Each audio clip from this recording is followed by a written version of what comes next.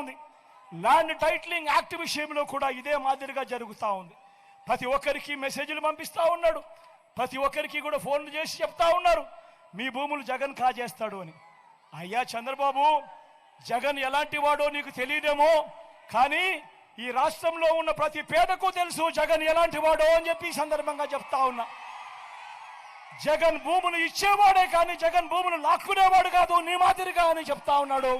ఈరోజు అసలు land titling act అంటే ఏమో చంద్రబాబు నాయుడు గారికి తెలుసా అని అడుగుతా ఉన్నాడు మీ జగన్. అసలు ల్యాండ్ టైటిలింగ్ యాక్ట్ అనంటే దాని అర్థం ఏమిటో తెలుసా? అసలు ల్యాండ్ టైటిలింగ్ యాక్ట్ అనంటే దాని అర్థము మీ భూముల మీద మీకు సర్వ హక్కులు కల్పించడమే ల్యాండ్ టైటిలింగ్ యాక్ట్కు సంబంధించిన ముఖ్య ఉద్దేశం. మీ భూములు 100 సంవత్సరాల కిందట సర్వే జరిగింది, బ్రిటిషర్లు ఉన్నప్పుడు సర్వే జరిగింది. దాని తర్వాత ఏ ఒక్కడు కూడా సర్వే చేసిన పరిస్థితులు లేవు. ఎక్కడా కూడా 15,000 గ్రామ సచివాలయాలలో 15,000 సర్వేలను పెట్టించి ఏ ఒక్కరు కూడా ఎప్పుడు సర్వే చేసిన పరిస్థితులే లేవు.